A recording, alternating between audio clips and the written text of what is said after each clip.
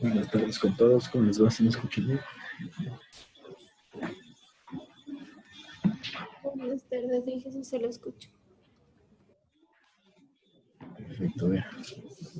No. Para comenzar estaba viendo el foro. Creo que solo hay 3 personas que han respondido al foro. Y significaría que son 3 grupos, entonces tengan en cuenta el resto que les pedí eso. Les voy a dar chance esta mañana de avances de las preguntas que han hecho y las respuestas también que generan, ¿cierto?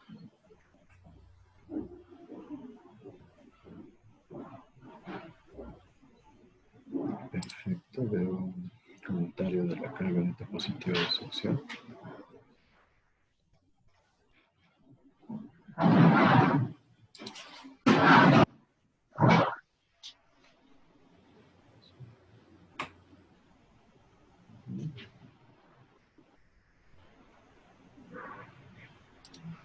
Entonces, según lo que veo, ya todos tienen entendido lo que es. Pregunta. Es que, por ejemplo, en el foro, si es que hacían preguntas, digamos, una persona se pregunta, yo respondo, ya no tengo que volver a comentar otra vez en el foro, o Cada que les manden una consulta, quiero ver actividad en ese foro. ya. En esencia, les dije por cada grupo 2, pero lo que veo ahí es que no todos me incluyen el número de grupo, entonces tengan eso en cuenta. Sí, solo un grupo me ha puesto cuál es el número de grupo. Entonces, Perdón que le interrumpa, García Ariel dice que se le ha salido. Allá. ya le puse. Entonces no se olviden, tienen que poner qué grupos son, ¿cierto? Entonces pregunta unidad 2, grupo unidad 1, unidad 2, grupo 4. Entonces de esa forma ya veo qué grupo es. Entonces veo que el grupo 4 sí me he puesto aquí en discusión. El otro no lo he puesto y el otro tampoco.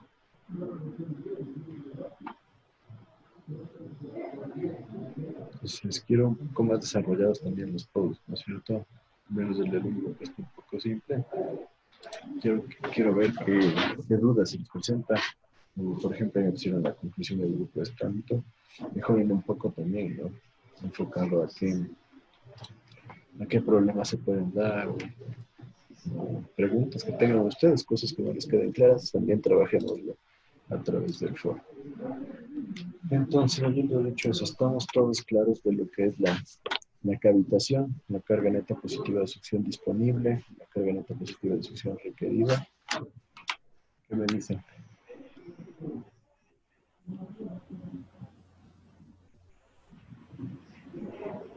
Sí, ¿Seguro? No se olvide que la siguiente semana es el examen. ¿Todos?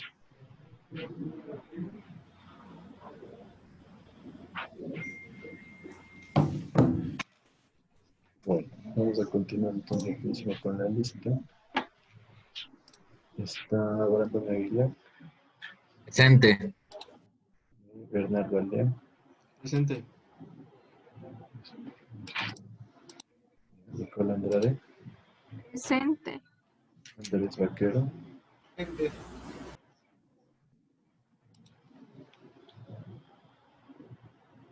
¿No escuché? ¿Está Andrés Vaquero? Sí, presente. Segundo, porque ya se puso raro la página del web. Presente, y que no se me escucha. Sí, fíjate.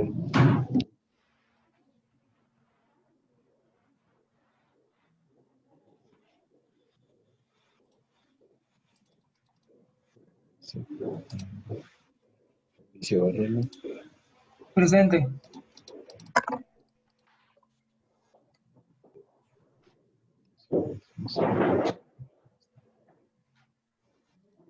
Kevin Carrillo. Sí. Está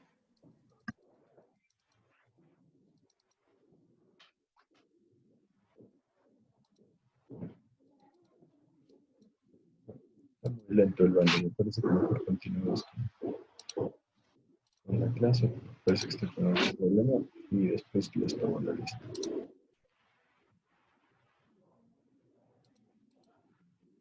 Entonces vamos a continuar con lo que estábamos hablando. Hablábamos de los parámetros típicos de la máquina. Recuerdan, dijimos que la potencia, la carga desarrollada por el rodete simplemente es la carga de energía que entrega el rodete al agua, y se le puede ver como la diferencia de presión y de mucho de energía antes y después de la bomba.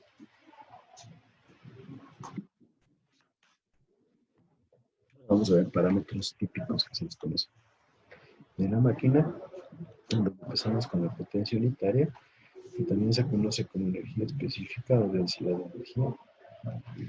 En esencia, nosotros le vamos a dar una definición como la energía necesaria para remover una unidad de volumen del material. ¿Sí? Algo bastante común definir componentes unitarios como potencia, caudal, etcétera, etcétera. Entonces aquí en esencia, la potencia unitaria es la energía necesaria para remover una unidad de volumen del material. ¿Sí? Entonces se le puede medir como energía sobre el volumen que se va a mover, de donde este volumen tendría que ser unitario, ¿sí? Pues, y nosotros podemos tener que, en esencia vamos a tener nosotros la división entre potencia y velocidad, ¿sí? Entonces, como les dije, todos estos parámetros me parece que son enfocados a la parte mecánica, más bien. Nosotros no les vamos a dar tanta importancia. Y en los exámenes normalmente no suelo hacer hincapié en este tipo de conceptos porque me parece que son mucho más enfocados a la mecánica que a la ingeniería civil. Entonces vale la pena que sepamos los conceptos y simplemente con eso nos vamos a quedar. Entonces, les decía que tenemos potencia sobre velocidad sobre caudal, perdón. Entonces tenemos potencia sobre caudal, la potencia es fuerza por velocidad y el caudal es velocidad por área. Entonces esto se simplifica y nos va a quedar que la potencia unitaria es la fuerza sobre el área. Simplemente para que ustedes se den cuenta a qué se enfoca. Les digo, no hago mayor hincapié, son simplemente conceptos. Por otro lado, algunos autores también denominan como potencia unitaria, ¿sí?, a la carga sobre la velocidad de rotación elevada. Simplemente para que vean que se pueden manejar diferentes conceptos. Nosotros vamos a quedar con el concepto anterior, pero vale la pena que vean esto. Algunos libros lo encuentran así.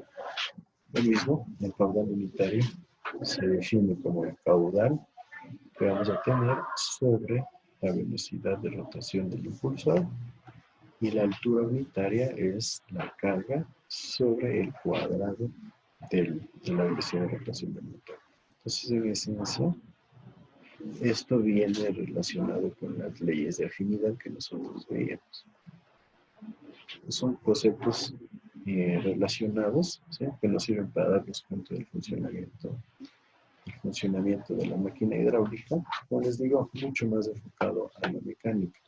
¿Por qué? Porque los mecánicos sí necesitan estos conceptos para definir lo que son los tamaños de las bombas, para poder fabricar las bombas. Entonces ahí sí se pueden basar en el caudal unitario, la potencia unitaria o la altura unitaria.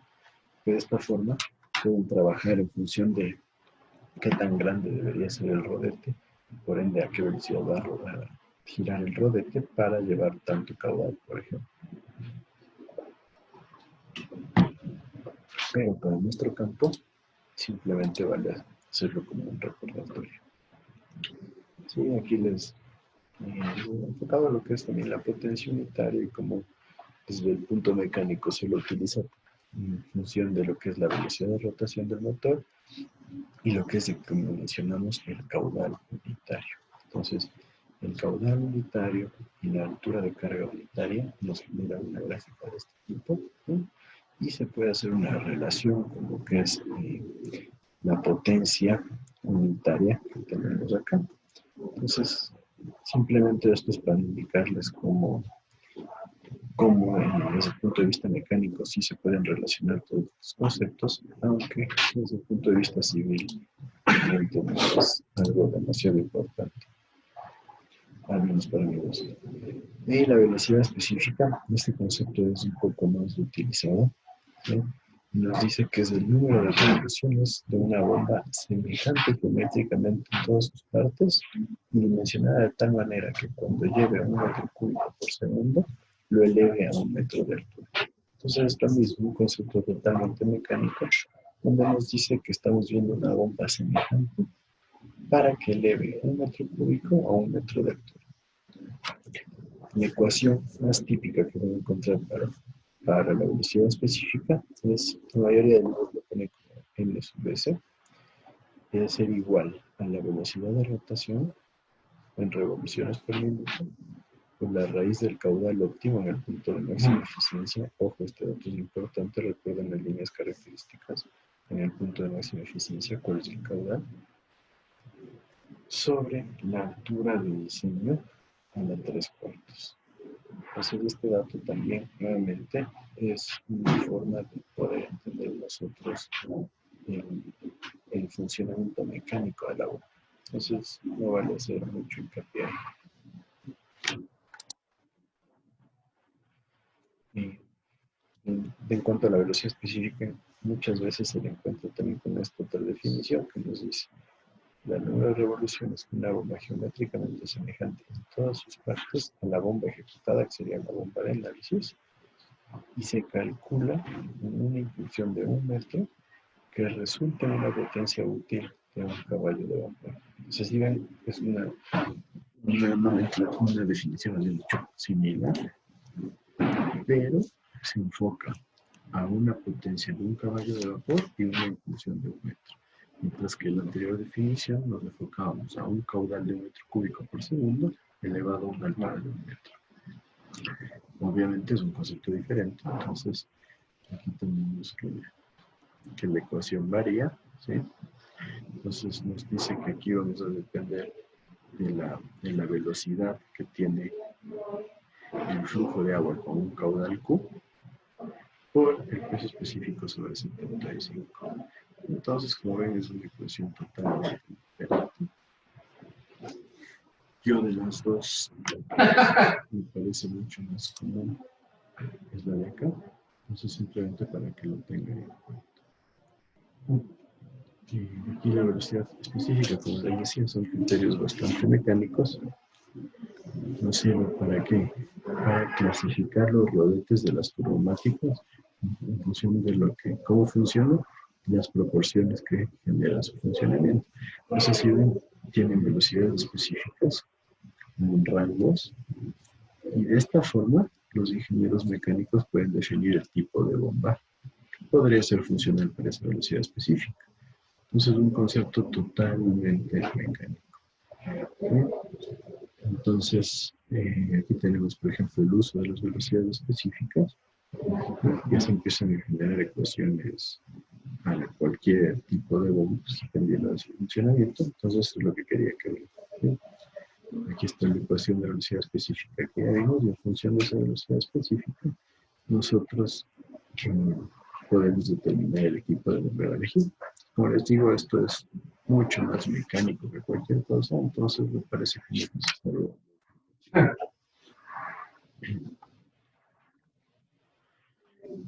Bueno, en cuanto a la velocidad unitaria, ¿sí? Recuerden que vimos velocidad específica, ¿no?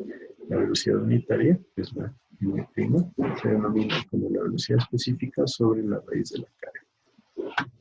Simplemente un concepto enfocado también al funcionamiento de todo.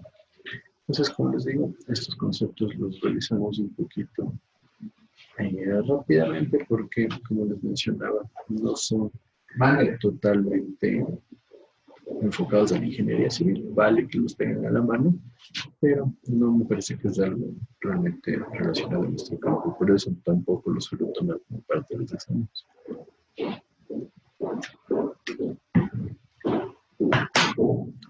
Ahora entonces Les he puesto aquí ciertas recomendaciones de instalación para los sistemas de bomberos, simplemente para que ustedes los vean.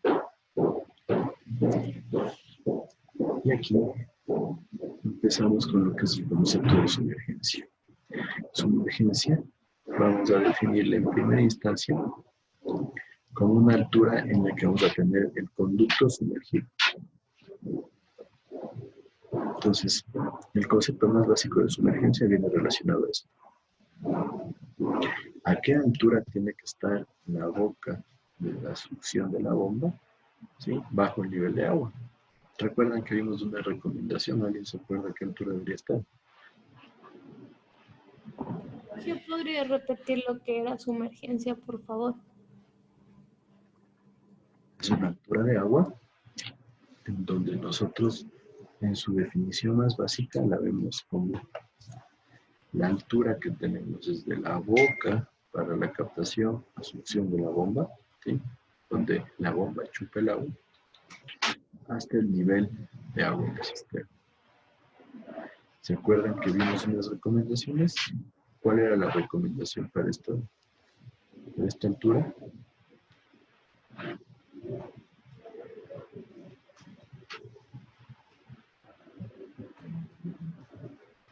¿Mm?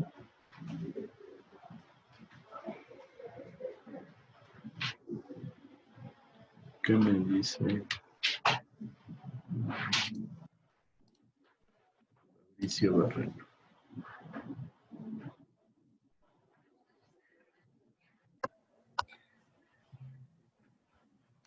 No recuerdo. ¿Cuál te parecería que es una altura razonable? 1, 2, 10, 15 metros. No, aquí coordinamos contigo, ya, porque los de la costa se van la semana del 21 de gira. ¿Mm? Una sola, correcto. Sería la carga de velocidad. Carga de velocidad puede tener valores muy bajitos, además de que ¿cuál carga de velocidad? La carga de velocidad del agua en el tanque, la carga de velocidad en la succión. Habría que definir cuál, ¿qué me dices? De la succión de la bomba.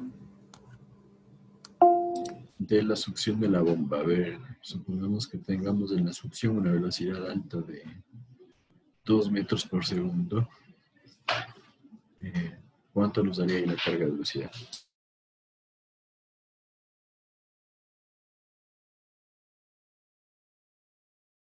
0,20. 20 centímetros. ¿Te parece una buena altura de sumergencia? No. Entonces, si esta es nuestra Ya, cisterna, dale. normalmente, ¿qué altura de agua creen que hay en una cisterna?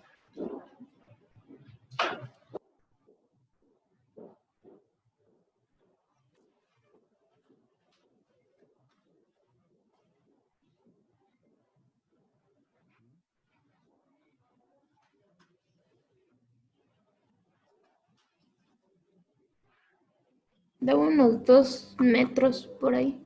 Sí, normalmente una altura común es una altura de unos 2 metros. Entonces, si tengo 2 metros, ¿te parece que una altura de 20 centímetros de sumergencia sea suficiente? No. Entonces, ¿cuál es pues sería una recomendación lógica, no?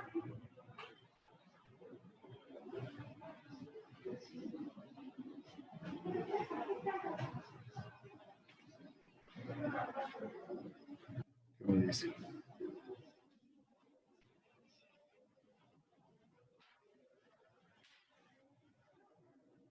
Dice su criterio, a ver, Fabricio, que te quedaste.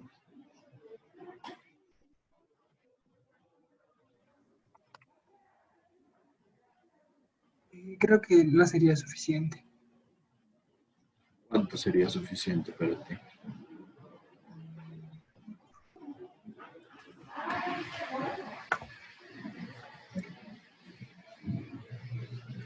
¿Qué valor te parecería razonable?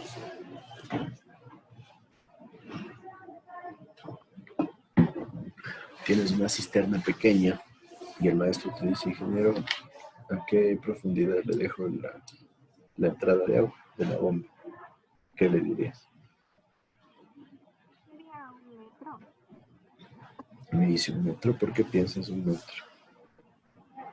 Es que ayer en las recomendaciones estaba que sería recomendable que la altura mínima de agua esté 1 metro sobre el eje de las bombas. Perfecto, eso era para los sistemas de succión positiva. Que eso significa que si es que esta es la altura de agua, esto de aquí sea por lo menos 1 metro, ¿no? Esto para asegurar que el agua llegue bien a la bomba. Por el otro lado acá, también.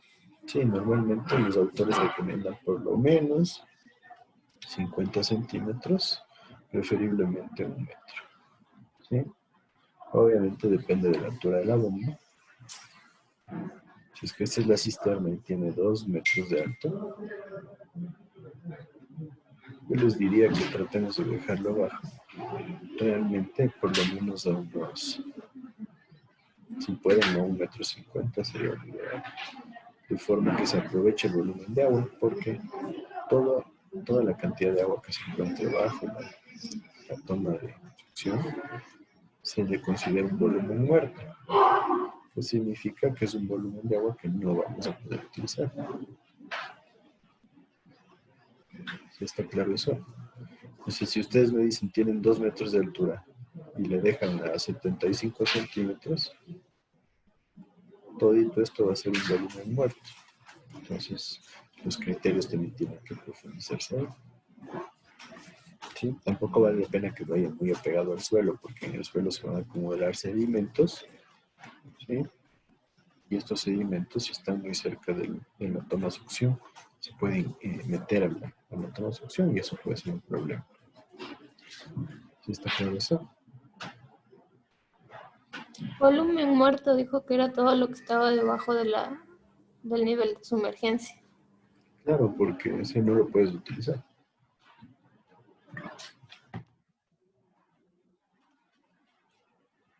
Aquí tienen un gráfico provisto por el fabricante de bombas Hidrostal que nos dice para determinar la sumergencia en función del caudal. ¿Sí? Yo diría que esto es una sumergencia un poquito subdimensionada, pero ahí ya depende de su criterio. Entonces, miren, para un caudal de 10 litros por segundo, con un diámetro de 4 pulgadas, nos dice 80 centímetros. Yo les diría un poco más, la verdad.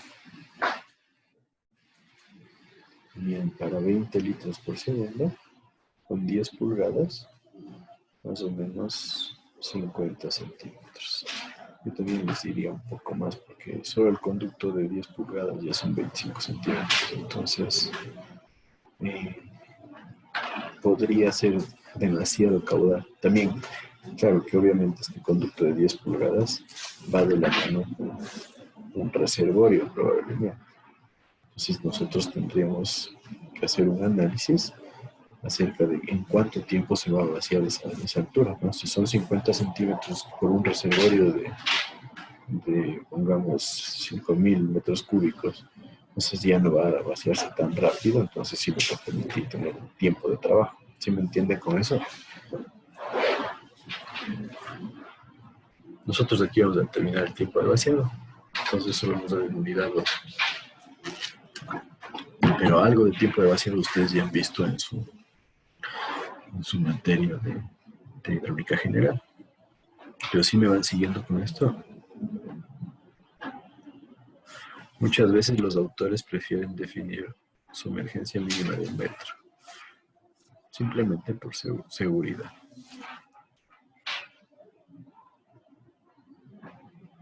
¿Sí? Entonces también tienen que tener en cuenta de que si es muy alto, y la sumergencia también va relacionada hasta el nivel mínimo de agua que vamos a tener en la cisterna. Ojo, eso también es importante.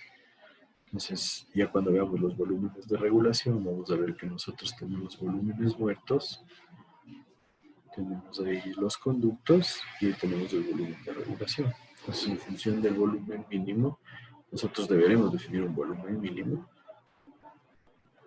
en donde nosotros ya podemos determinar la sumergencia en el caso crítico. Entonces, en esencia, lo que yo les diría es, dependiendo del sistema que manejen, este concepto de sumergencia puede ser completamente variable. Entonces, el factor criterio entra como un factor predominante. Un poquito lo que les mencionaba.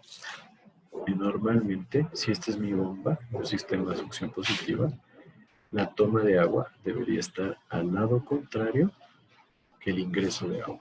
¿Por qué? Porque miren, en este caso, todas las burbujas de aire que se generan en el momento de que llegue el agua cuando la cisterna no está llena, pueden ingresar a la bomba y eso puede generar que se produzca un efecto similar al de la cavitación. Entonces hay que tener cuidado con eso. Lo más común en los sistemas domésticos que se hace aquí en el Ecuador es esto de acá. Ustedes ven, por facilidad se le coloca a la toma de agua de la bomba al mismo lado que la descarga de agua. ¿Por qué? Porque lo más típico es que tengamos algo así. Entonces, digamos, aquí va a estar mi bomba y este es el tubo de agua que llega de la calle. Entonces, el tubo de agua que lleva de la calle, ¡pac!, a la cisterna. Claro, dicen, ya tengo aquí, me va a tocar hacer una pequeña carga de revisión. Entonces, ¡tac!, el tubo de la succión para la bomba se lo coloca al mismo lado. Entonces, ¡pac!, empieza a caer el agua y es muy probable que las burbujas de aire ingresen al sistema. Entonces, tengan eso en consideración cuando ustedes evalúen o diseñen su sistema de bombeo. ¿Sí está claro esto? Sí. También dentro de las recomendaciones, nosotros tenemos aquí un esquema de instalación en donde tengo la bomba. Aquí en el conducto que va hacia el sistema nuestro, nosotros debemos contar con una válvula de compuerta, es una recomendación. Esta válvula de compuerta nos sirve para controlar el flujo de agua que llega al sistema.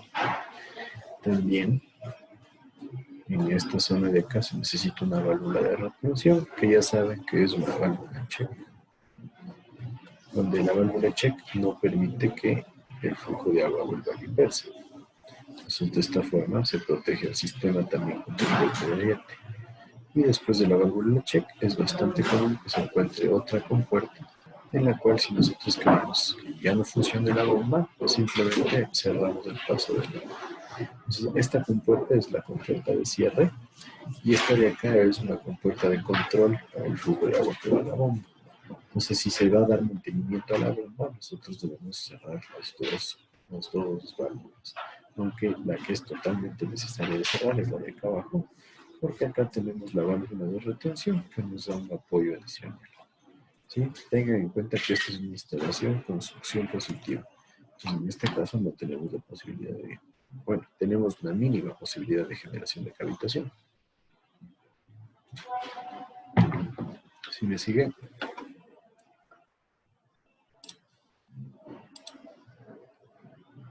Los tipos de válvulas sí lo saben bien, ¿no? Sí lo vieron. Ahora, cuando hablamos de succión preventiva, nosotros en el esquema típico de instalación tenemos la bomba con esta que sería su sumergencia, ¿cierto? Esta altura es una altura de protección para que no ingresen sedimentos. Entonces, esto de aquí normalmente se conoce como una válvula tipo canasta o una válvula de pie. En esencia es una válvula check, una válvula de retención que tiene una especie de canastita alrededor que evita que ingresen sedimentos muy grandes, que ingresen hojas o que ingresen partículas de gran tamaño. Entonces, se produce en la longitud del tramo de succión, llega a la bomba y en este caso se recomienda que aquí tengamos una conexión para el cebado. Aquí en el país, la verdad les digo, esto no se hace porque la bomba ya tiene su válvula de cebado directamente, entonces no es necesario este suministro de cebado. Y después tenemos una válvula check y una válvula de compuerta. Entonces, si ven, lo que ya no se coloca es una válvula de compuerta acá. ¿Por qué? Porque el agua no va a seguir fluyendo si es que la bomba se apaga. Simplemente se va a quedar estática debido a la acción de esta válvula de retención o válvula de pie. ¿Sí está claro eso?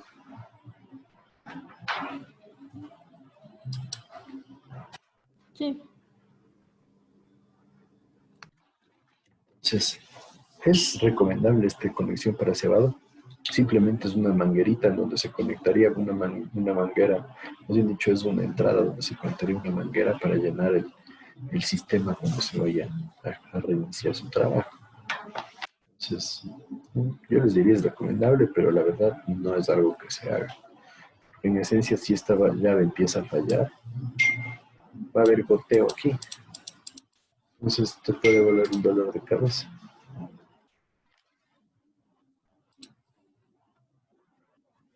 Otra recomendación para la instalación es que se mantenga perpendicular la tubería, como vemos aquí, en un sistema de succión.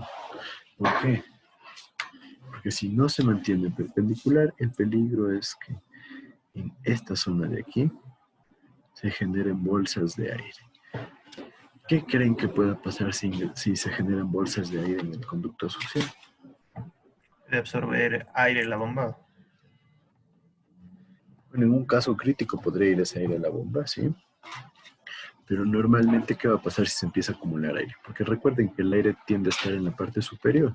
Entonces va a ser muy difícil que la bomba llegue a succionar. Tendría que ser una bomba de bastante potencia para que succione ese aire. Entonces normalmente va a seguir pasando el caudal, pero sigue la bolsa de aire ahí. ¿Qué podría pasar o qué efecto podría generar esa bolsa de aire?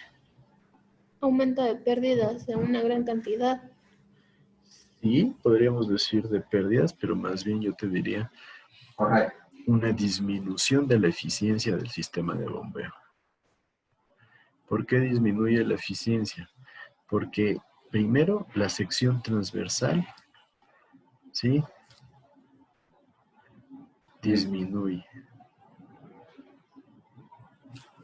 ¿Qué significa eso? Que el caudal que pasaba ya no va a poder pasar. O si es que pasa ese caudal, la velocidad va a ser mayor. Entonces, se genera ya una variación en cuanto a la eficiencia del sistema. Y después, puede tener esto un efecto en la turbulencia, sí, y eso generar un efecto en lo que es las pérdidas, sí. Entonces, como efecto de la turbulencia adicional que se va a generar, puede disminuir la eficiencia y puede aumentar las pérdidas que se generan. Entonces, vale la pena que tomen en cuenta que pueden ser muchos problemas que se generan debido a simplemente algo como que se forman bolsas de aire en la tubería de succión.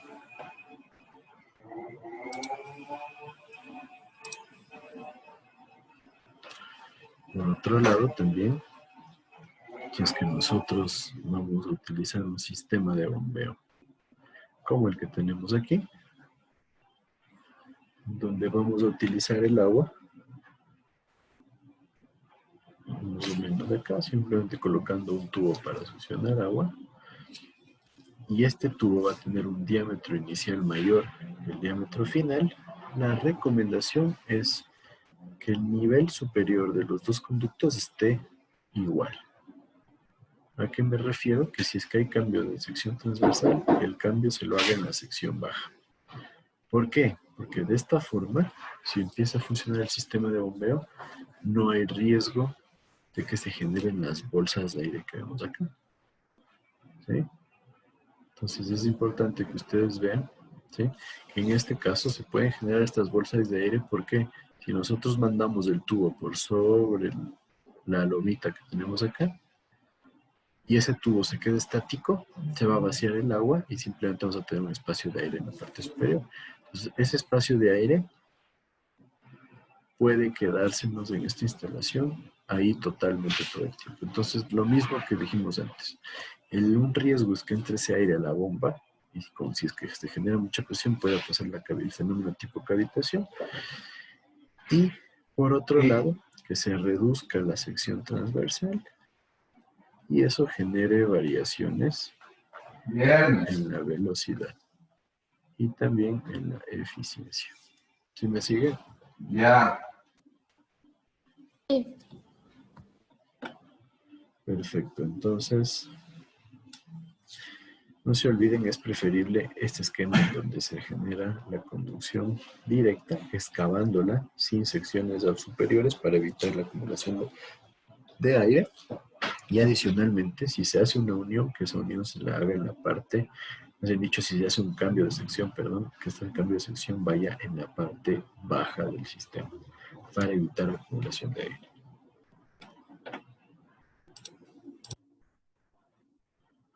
Otra recomendación: ustedes tienen un sistema que va a funcionar con varias bombas, algo similar a la foto que vimos de la clase anterior. La recomendación es que se mantenga un solo diámetro del conducto principal, porque en algunos casos, por ahorrar dinero, se hace instalaciones con diferentes diámetros, colocando bushings o colocando elementos para variar la sección, ¿sí?, en cada tramo. Pero de esta forma, el funcionamiento se vuelve mucho más errático. Tenemos flujos con diferentes velocidades, tenemos flujos mucho más turbulentos. Entonces puede ser peligroso para el sistema, especialmente porque se van a generar muchas pérdidas y si es que alguna de las bombas no está funcionando, el sistema no va a funcionar de manera correcta. Entonces, la recomendación es que las bombas vayan conectadas a un conducto del mismo diámetro. ¿Y cuál sería, digamos, algún caso crítico o algún caso donde se tenga que cambiar obligatoriamente el diámetro de la tubería? Diámetro, si es que las bombas son de diferentes tamaños, por ejemplo, si es que una bomba es más grande, normalmente las bombas más grandes vienen con una entrada más grande. Entonces, en ese caso, podría decirse que se puede optar por mantener el diámetro de la impulsión de fábrica de la bomba, pero realmente podría ser problemático. Entonces, es mejor que el sistema tenga un solo diámetro, de esa forma nos ahorramos varios problemas. ¿Sí está claro? Sí. ¿Alguna otra duda?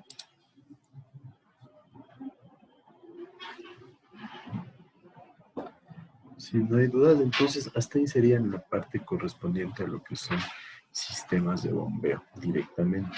Entonces ahora vamos a pasar a la segunda unidad. Y dentro de la segunda unidad, el primer tema, yo lo relaciono con sistemas de bombeo para que ustedes se den cuenta de cómo funcionan los sistemas de bombeo con varios reservorios. Entonces, como punto de partida para este tema, nosotros vamos a hablar acerca de la carga de velocidad y pérdidas de energía despreciables. Entonces, la carga de velocidad y pérdida de energía despreciables es un enfoque que nos ayuda a entender cuándo nosotros podemos despreciar estos valores, simplemente por facilidad de cálculo. Entonces, las recomendaciones que se suelen dar es que si la relación longitud sobre diámetro es mayor a 400, se pueden despreciar las pérdidas, ¿sí? Pérdidas menores, obviamente, ¿no? Y la carga de velocidad, pero queda a criterio del diseñador. O sea, es una puerta abierta que ve. Nos dice que si ya tenemos una relación de longitud sobre diámetro mayor a 2000, o sea, la longitud es demasiado grande respecto al diámetro, se recomienda despreciar las pérdidas menores en carga de velocidad, porque no genera una influencia importante. No influye. Simplemente esta recomendación puede servir para darnos cuenta. Yo les digo, lo que tiene que primar aquí es el criterio que ustedes tengan como diseñadores. Entonces deberán hacer un análisis si consideran que se debe despreciar o no las pérdidas. Pero esta recomendación está ahí y vale la pena que lo tengan a la mano. ¿De esto alguna duda?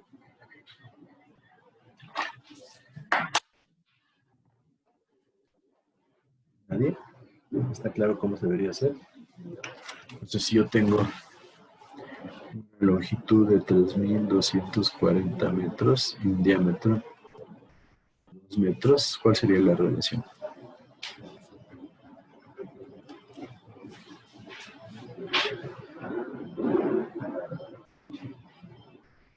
$620. ¿Cuánto?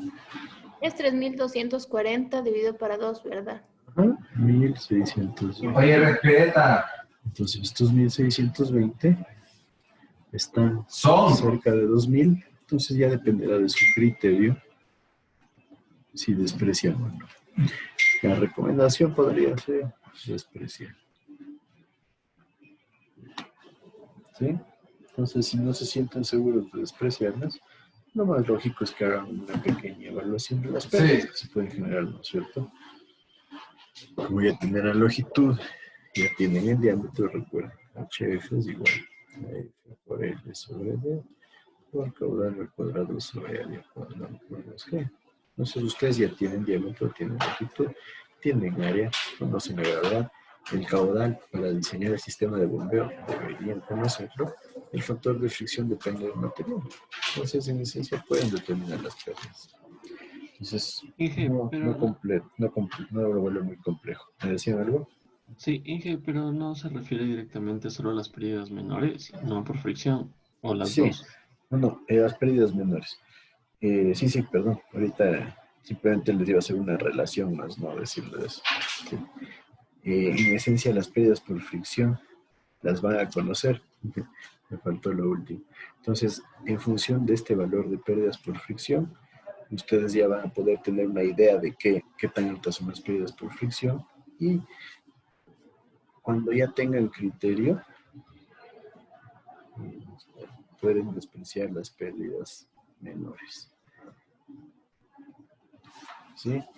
Porque normalmente ya uno empieza a ver relaciones, especialmente cuando son conductos largos. Entonces, gracias a la acotación, me quedan las pérdidas menores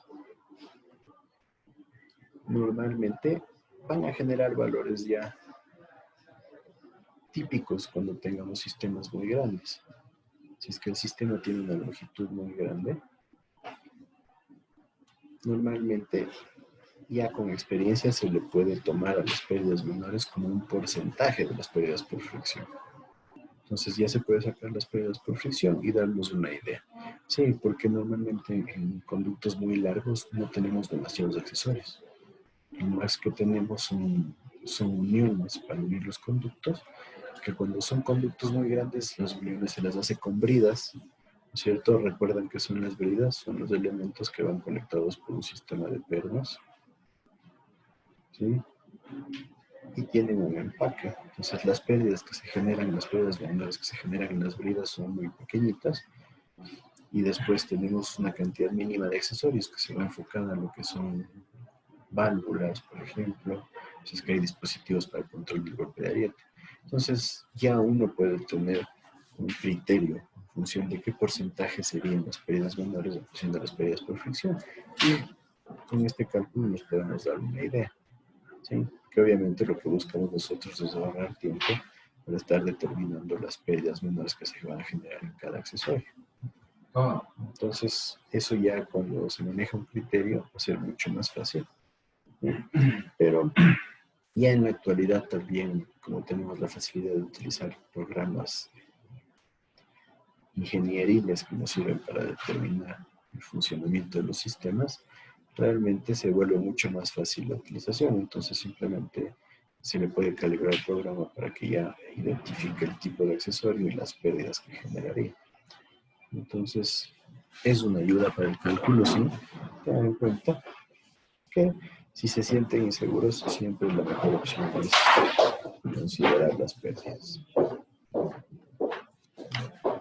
Ya van a ver en un ejercicio que el no utilizar las pérdidas puede ser ventajoso desde el punto de vista del cálculo manual, porque nos ahorramos bastantes cálculos que hacer. Entonces, enfocado a eso va la recomendación que acabamos de ver. ¿Estamos claros de ahí?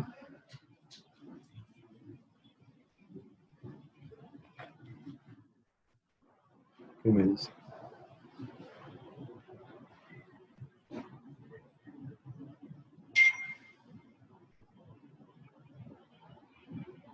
¿Puede repetir, Inge, la pregunta, por favor? ¿Qué me dicen acerca de lo que hemos hablado?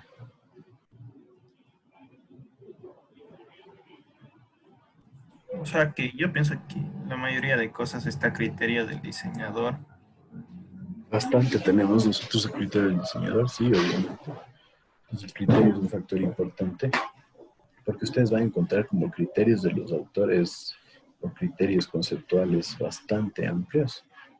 Entonces, en esencia, ustedes tienen que desarrollar un criterio que les permita ser capaces de que analicen qué es lo que están haciendo, ¿no? Entonces, eso es un factor muy, muy importante.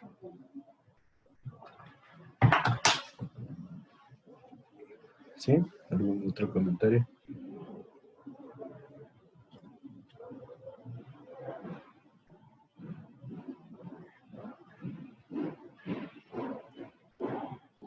De acuerdo al diámetro y a la longitud se podrían ver si se desprecia o no las pérdidas que vamos a tener en el sistema.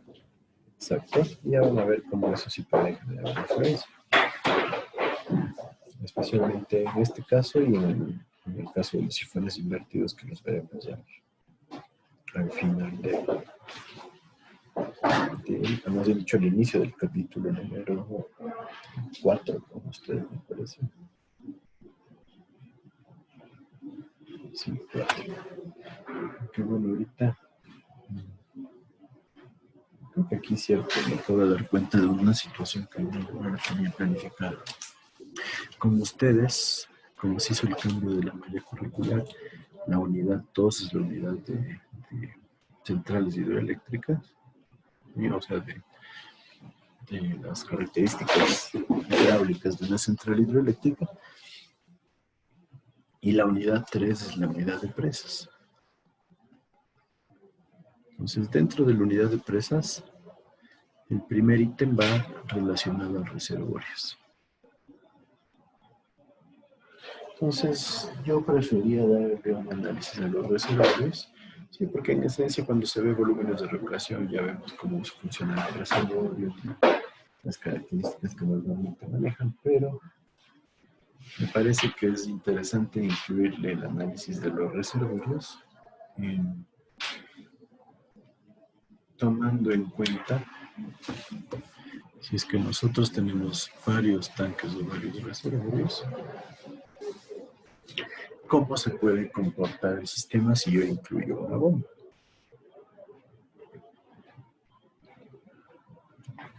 Entonces eso ya venía a ser parte de la unidad 2 de mi hidráulica aplicada, pero ahorita sería parte de la unidad 3. Entonces creo que vale la pena hacer el ejercicio aquí. Lo dejamos como materia adelantada, ¿les parece? Este ejercicio sí les sirve para lo que son sistemas de bombeo. Entonces, este ejercicio lo voy a terminar mañana, porque ahora ya mismo se nos acaba el tiempo, pero quiero que ustedes hagan el intento, ¿sí? De manera grupal, van a intentar hacer el ejercicio y mañana vamos a resolverlo rápidamente para continuar con la unidad 2, que son centrales, ¿sí? Entonces, en esencia, simplemente a manera de repaso, ¿recuerdan ustedes el análisis de los sistemas con 3 reservorios? ¿Cómo sé qué caudal va hacia dónde? Con el Wilson. ¿Qué me dice? Según las líneas de energía. Según las líneas de energía. Así son. Sí, ¿y qué análisis había que hacer?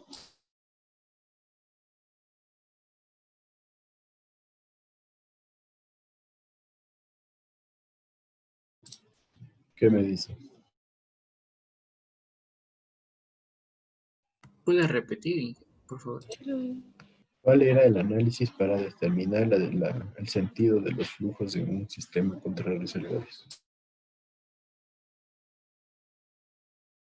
Es que el nivel de energía estaba en el punto B, en este caso que era de los 780 metros.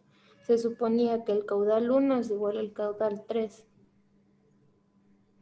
Lo que hacíamos era una simplificación, exacto, de que la línea de energía caía en este punto de acá, que significa que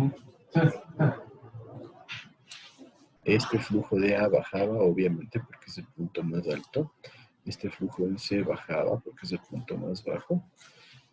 Y este flujo era cero, o sea, no había flujo.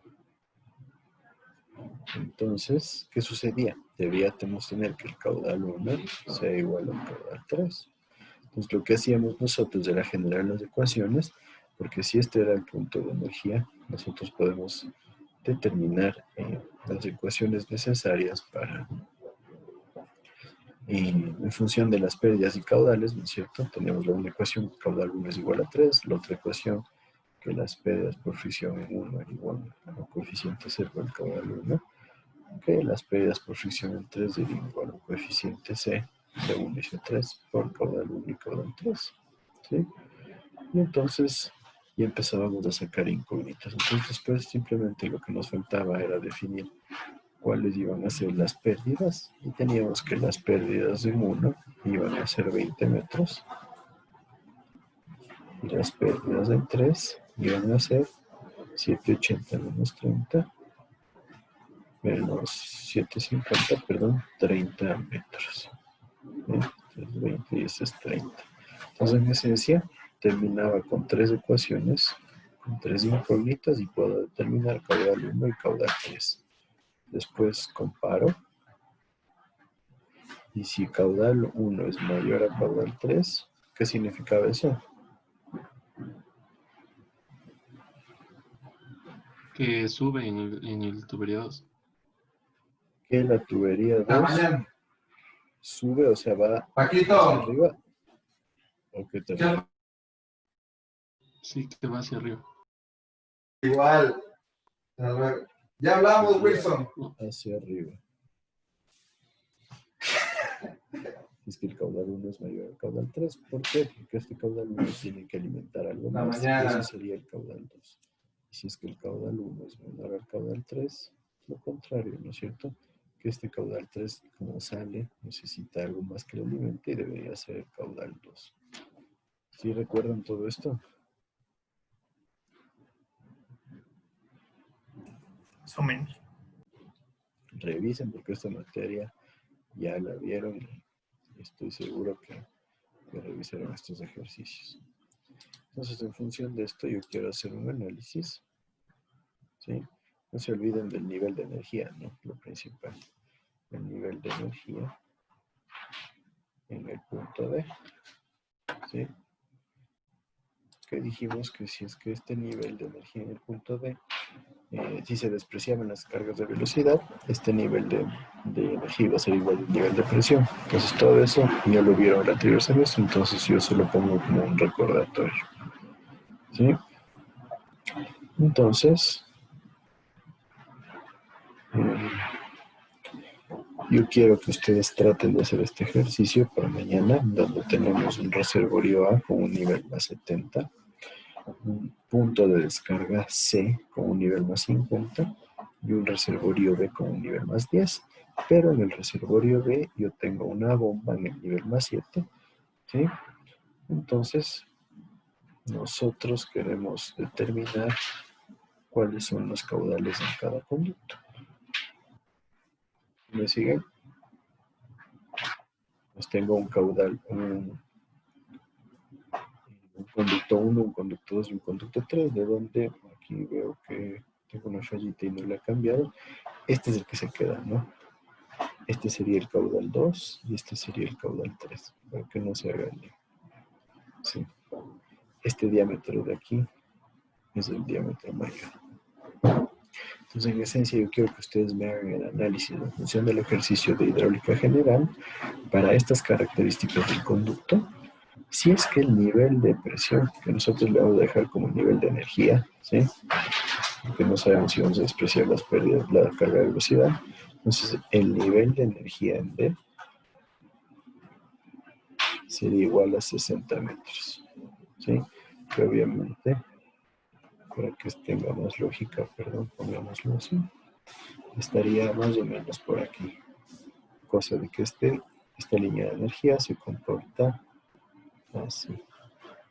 Sube la potencia de la bomba, la carga no es generada por la bomba, y bajan las pérdidas del conducto 2. repito, esto de acá sería C2, Q2, cuadrado. ¿Sí me siguen todos? El nivel de energía se lo colocaría en 60, entonces el tanque A, el caudal del tanque A se haría 0, ¿verdad? ¿Por qué? Ah, En, no, no, ses- perdón. en Sí. 60, ¿no? Si estuviera a este nivel en 70, el caudal de A sería 0. Entonces, en esencia, aquí ya tienen este dato para ayudarles. ¿Qué significa?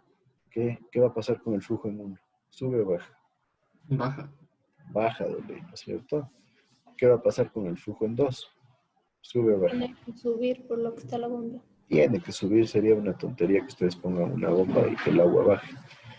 Y obviamente el flujo del conducto 3 tiene que subir. ¿Sí? Entonces, de esta forma ya tienen claros los sentidos de los flujos. Porque para mañana les voy a preguntar, así que tengan resuelto este ejercicio para ver qué resultados obtuvieron. Entonces, de esa forma Y lo en hacemos este caso rapidito. sería caudal 1 más caudal 2 es igual al caudal 3. 1 es igual al caudal 3. Perfecto. Sí. ¿Sí? Pues no se olviden y hagan esto para mañana. Capaz es que me animo y a alguien le pido y si está mal, pues es todo un ejercicio a todos. Entonces quiero ver trabajo ahí. Si es que tienen dudas, pues tenlo en el foro. También si es que tienen dudas, pídanme una tutoría y de esa forma nosotros vamos aumentando cualquier tipo de dudas. ¿Está claro? Y que estos temas con bastantes reservorios van a la prueba de lunes también. Sí, yo creería que sí. Listo, Inge, gracias. Por eso quiero que revisen bien este ejercicio, porque en esencia es lo mismo que ya vieron en hidráulica general colocando una bomba. Entonces, en esencia es lo mismo que hemos ido viendo. ¿Alguna otra duda? No se olviden de hacer los polls en el foro que generamos. Si no hay más dudas, podemos quedar ahí.